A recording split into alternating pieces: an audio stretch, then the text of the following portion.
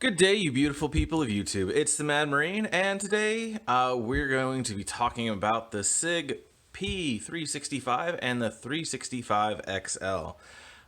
Thankfully, these were loaned to me by a friend and subscriber, and I greatly appreciate it. But if you could, before we go any farther, if you could, please like, comment, subscribe. It definitely helps out the channel. Also, let's go ahead and do a quick safety check. So we're going to go ahead and pick up the 365 XL. We're going to go ahead and take a look in the chamber. There's nothing in the chamber, nothing on the face of the bolt, or face of the slide, and of course no magazine inserted. Should be good there. Take a look at the 365, the regular one, and nothing in the chamber, nothing on the slide, and nothing in the magazine. There you go. So these weapons are clear. We're gonna go ahead and send them forward. We're gonna fire into the fridge, and the fridge lives one more day, at least for that. And send these forward, fire into the fridge, and the fridge lives one more day. All right, so these SIGs. So this is the regular 365, 365 XL. And, well, let's talk about some differences. Longer slide, longer barrel. Okay, not bad. I guess that's for some people, they may want a longer slide, longer barrel. This one has the capability of putting on the RMR mount or red dot. And what do they call that? They call that the Foxtrot's a light. What do they call? Oh, zero. They call it something zero. I forget the name. But yeah, so it has the ability for the RMR red dot, which is made by Sig. This is also made by Sig. So using the proprietary software or whatever, using the branded stuff. So what else is big differences about these two? Red dot. Oh, the trigger. So this one has a forward swept trigger versus this one, and a longer grip. So that's the other main difference between the two. And hopefully they've worked out any issues they may have had with previous versions between the two. Because this came out first, this came out second. So let's talk about the light real quick. This light is 100 looms. It's called the Foxtrot, and it's about $120. I mean, that's comparable for most, lights that are about the size for 100 lumens. You can get a little cheaper. The one thing I'm going to gripe about this later, this is how you activate it. This little pressure switch right here. So if you go to grip this thing, if you really want to put a solid grip on it, I don't know if that's coming through or not, but there you go. For me to really, and I'm sure you could train yourself to use this correctly, but for me to get a solid grip on the gun, I'm activating the light. So for me to kind of have it very loose in my hand, I cannot activate the light. I mean, I don't, it's very odd.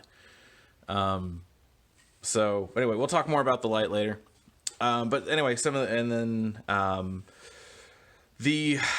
RMR is running around $180 to $220, depending where you're picking it up. That's not bad. I think that's a decent price. There's more RMRs that are out there that are more expensive. There are others that are less. So, I mean, I feel that this is not overpriced. It's not underpriced. But I think this is only work with this gun or with SIGs. I can't remember. Need to go back and double check that. Price point. These are running about $640 to $700. Yeah. I don't know if we weren't in 2020, if that would be the normal price. Is that the MSRP or is that just the market at the moment? If that's just the standard MSRP price, they would float around $600 to $700. That's a little steep for a subcompact gun. Basically, that would be on the upper scale of, do I really want to spend money on this particular pistol when there are other pistols out there that I could get for, $400 and $500? I'd have to have something to justify the extra $200 for me. But everyone's different, and that's something I want to bring up. these, everyone has different styles, everyone has different likes and dislikes. So if I say something in here, it may not necessarily apply to you or be an issue for you because, maybe when you pick up the gun, you're like, no, the grip feels fine, or no, I like this feature, or no, I don't like this feature. And Mad Marine, you're full of it. And so everyone is going to have some dislikes, or likes and dislikes. So please, if I say something that you're like, I totally disagree, I love this, it's just nuances. That's what works for you. If it works for you, you do it. I'm just here trying to show you guys as much info as I can and spread some knowledge and give you my 2 cents. And if you don't like my 2 cents, you can give it back to me. That's fine. But so I'm going to go over next. Now that I've put my disclaimer out there, I'm going to go over my likes and dislikes for these things. I'm going to start with the 360, the regular 360, and I'm going to go ahead and say, I actually like this gun. I was surprised, but I actually like this gun. Now, I'll tell you 2 things I don't like about this gun. The number one thing I don't like about this gun is I would always run it with the 12 round magazine capacity. Now they have a standard 10, and the 10 round magazine capacity, this one's the little pinky extension. It's not bad, but it's not quite as much as I would like, and it's only 10 rounds. And then here's it without the pinky extension. It helps, but I still can't get my pinky on it. I would go with the 12 rounder. It's a pinky extension, but now I can really get a good firm grip on this particular pistol, and it's now comfortable for me to hold. I can really get up on it. I really like it. The downside, I hate the safety. I absolutely hate the safeties on both of these. These safeties are so stupid in my opinion. It is so easy while you're up on this thing to hit it and push it forward, and now instead of firing, I can't fire because I'm on safe. I can't fire because I've activated the safety. Now, the pro to that is if you train yourself, you can also deactivate the safety fairly easily too.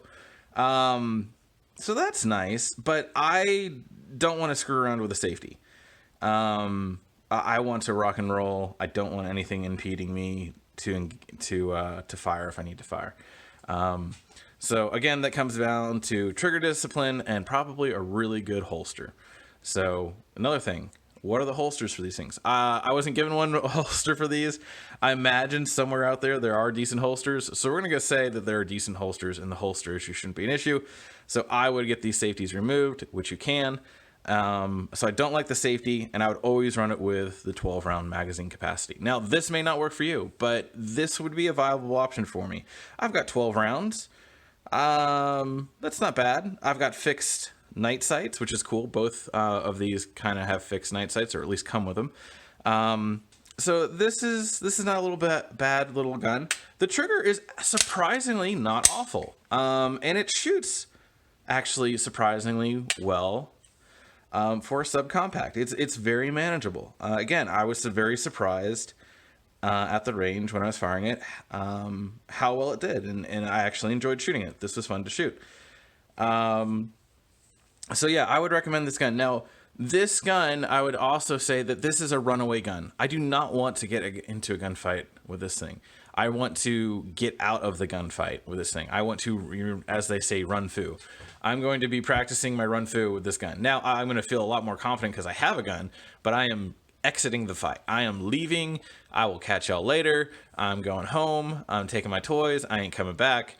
This is a run foo gun. I am getting out of the fight. So, I like this gun. I'm not complaining too much about it. I like it. I'm going to go over to the XL. This is where it's going to get pretty bad. I fucking hate this gun. I absolutely hate this gun. This gun is trying to be something it's not. Now, I don't know if it's because of the light and the RMR. And they call it, what is it? Romeo 0. I don't know if it's because of the light and the RMR and whatnot, but I'll go over the dislikes. So I feel like this gun is trying to be something it's not. And I don't think it does anything well. Because this is so compact and so small, I feel like you could wear this all day long and not know it's there. Like, I really do. I think it's pretty light, and even if we put some mags in it, this is very compact, very small. I think you could carry this very comfortably all day long. I carry basically a Glock 23 with a 9mm conversion barrel. I'm so used to it, I don't notice it there. But I mean, I still notice it's there. This is bigger. It's heavier. Sorry, I'm trying to stay on track, but I hate this gun, and I don't know so much if it's because the light and the red dot and the trigger, and that's basically the thing. So let's talk about the light real quick. I hate the activation button. This is absolutely stupid to me, and I don't know the holsters. I'm assuming, but most holsters that I know kind of leave this exposed, this grip area exposed, so you can get a hold of it, so it's not covered.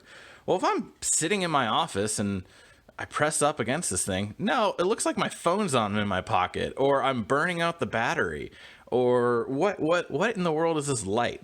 The other thing is, if I'm in my house or if I'm taking cover behind a car and I'm in a panic mode, you're gonna believe that I'm gonna put full pressure on I'm gonna be gripping this gun like it's my life. You know, this gun is my life at that moment. If I'm in a dangerous situation, this gun is my life, and I'm gonna be gripping onto it.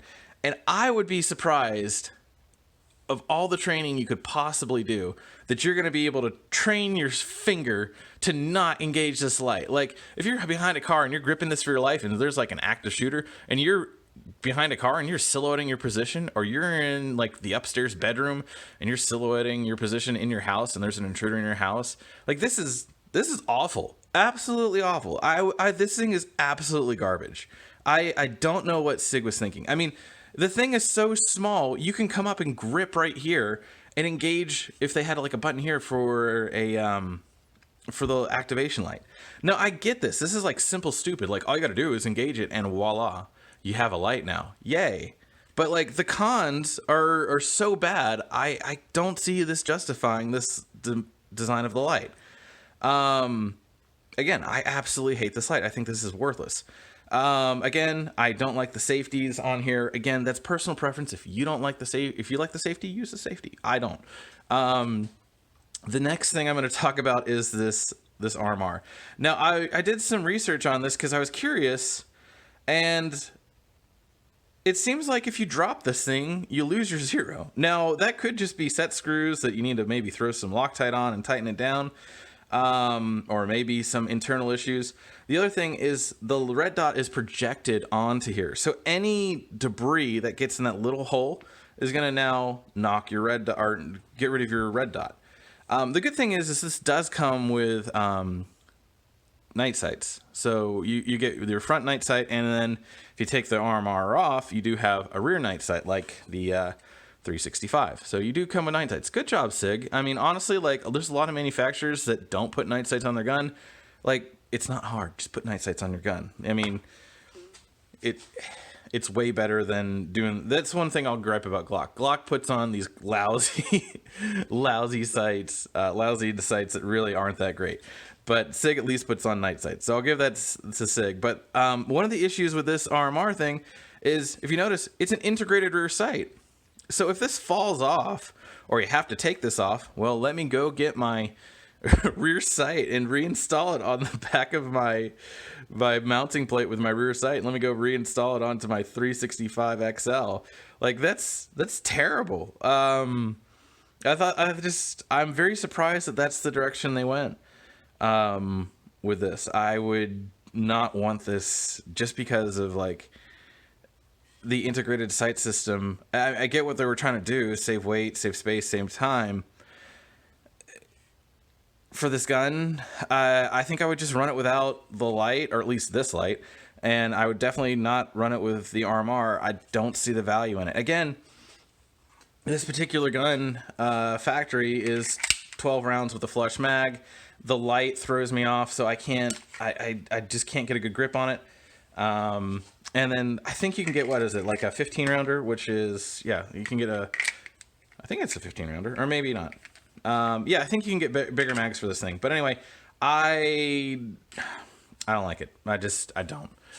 I do not like this gun. I think there's a lot of flaws in the design of its additional features. The other stupid thing, to adjust this thing, instead of buttons on the side, which I get could be easily pressed if you're carrying it, but I mean, I imagine that's probably an issue of a holster than anything else. You got to reach in here, so you got to potentially mark up in your red dot that already is susceptible to dust and debris, and press the button inside here to get it to do different things, like turn off, turn on, increase the setting of the brightness, and not increase the setting of the brightness. And so let me see if I can do this. So there it is. And I don't know. To me, it seems a very inconvenient place to put it. I don't know why. They could have done so many other places. They could have put it up top here, which would have been probably more protected than anywhere else. Or they could put it on the side like most other red dots that actually have it, and had it sink in a little bit. That could have been an option. Yeah, I just don't like this gun at all. The other thing I really can't stand is the trigger. Now, let's show the difference between the two triggers. One is kind of a hook trigger, and one is kind of this forward swept trigger. Now, I don't have large fat fingers, but they're taking up most of the room in here. If I had gloves on or really fat fingers, I don't know if I could get my finger in here. I really don't. Especially if I had fat fingers and gloves. Forget it. Why? Like, why? Now, I'm pretty sure you actually can change over to this trigger. And the other thing is the trigger pull. This thing, I couldn't stand this thing. Like, it's so long, and then you have to creep up on it. I hate it. And then this one, you take up the slack, and it's right there. You just squeeze and press, and it is so much better. Cannot stand the trigger on this thing. Cannot stand the light. Cannot stand the red dot.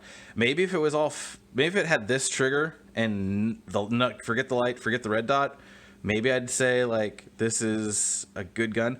But here's the thing, like I wouldn't want to get in a gunfight with this gun. My confidence level would not be that high with a Sig 365 XL to get into a gunfight with. It goes back to like, do you want to, is this a gun you want to get in a gunfight with, or is this a gun you want to run away from the gunfight with? I mean, ideally, you want to run away from the gunfight altogether. But if you have to get into one, you want to feel confident. This is not a gun I feel confident getting into a gunfight with. So I would say, why are you carrying this bigger gun if you're still running away? Like, if you're still running away, then just carry this thing and run away. Like, a little extra barrel length, the grip, you can get the extended magazine and make up the difference. It's a little bit heavier, again, because of the light, the optic, and the barrel length and the slide length. I don't see the value in the XL. Again, I feel like this gun's trying to be something it's not. And maybe there's a market for this. Maybe people love it. I can't stand it. I would not want to use this gun. Ever, honestly. Like, I did not enjoy shooting at the range, mainly because of the light, where the light was positioned. I didn't see a huge value in the red dot. So I don't know. Those are my thoughts. You can take them, or you could, just say, screw you, man. You don't know what you're talking about. That's fine too. It won't hurt my feelings. I'll probably laugh. The other thing is talking about the history of the 365. The 365 has had problems. I know Sig has been working hard to fix those problems, but that really bothers me. Now, all manufacturers are going to have problems with their firearms, but I feel like Sig has problems with all of their firearms. So there's a difference. Like, for instance, Glock and their 43, their 22 long rifle pistol, absolute fail. Like, whoever designed and tested that thing, should be on the naughty list this Christmas. Big failure. But for instance, the Glock 19, the Glock 22, the Glock 21, none of them had really design issues whatsoever. They all functioned and worked great. 365, they had tons of issues, and they really had to work through them. Like, they had problems with the recoil springs, they had problems with the trigger bar springs, and I did check the magazines, and it looks like, this one has a little bit of wear there, but it doesn't have the scrape. So this one has a little bit of wear here. That may just be in general, but what will happen is you'll get like a little wear mark on the right side of your magazine in a simple line, and it starts to drag, and that's the trigger bar spring catching the magazine. If you're seeing that, you're going to have trigger bar springs, and eventually that's probably going to break, and Sig, I think, will repair it for free. But who wants to send their gun off for a week, a months at a time to get fixed? You're buying this thing because you may have to use it one day to defend yourself and bet your life on it. And why would you go with a manufacturer that has kind of a poor reputation for reliability issues with all their firearms? No matter what model, it seems all their firearms always have issues. You know? Now, I've owned SIGs. I've owned a Sig P365 West German. I love the crap out of the gun. I think I told you guys I shot it so much, I shot the barrel out and sold it to a collector, or traded it actually to a collector for a Glock 19. And in retrospect, I probably should have just got a new barrel and kept that thing. But it was a really fun gun. I've shot a couple of the Legion models. I think those Legion models are fabulous. Incredible guns. They're also incredible prices. They're like $1,200 a pop. Now, some of us in 2020 are saying like, $1,200 isn't a pop. But, once upon a time, you could get, Glocks for under $500, or you could get a used Glock for like $350. And if you're super lucky, you even saw some like really beat up Leo trade-in Glocks for like $250 to $280. The 22s, the Glock 22s, Leo trade-ins, you could get those for super cheap sometimes, which was, really makes you miss those days. So would I buy a SIG? Yeah, I might buy a SIG. I'd buy this SIG. Would I buy would I bet my life on it? I mean, I don't know. Go to the range, put 1,000 rounds through it. If you have shot through 1,000 rounds and it hasn't failed you, you're probably good to go. Again, this was really a joy to shoot. I don't understand this gun. But I hope this helps you out. I hope you guys enjoy it. We'll see how many thumbs up and thumbs down I get, and all the hate mail from the SIG fanboys. I get it. But I hope this does help a couple people out figuring out like, hey, maybe I will get this one, or maybe you don't know what you're talking about, I'm still getting this one. If it helps you out in some way, I hope it did. If you have any questions, comments, or concern, please reach out. I'm always happy to help, and I do appreciate your questions, and I do appreciate your comments and your time taking to view this. And again, I hope this helps somebody out there somewhere. This is the Mad Marine signing off. Have a good one.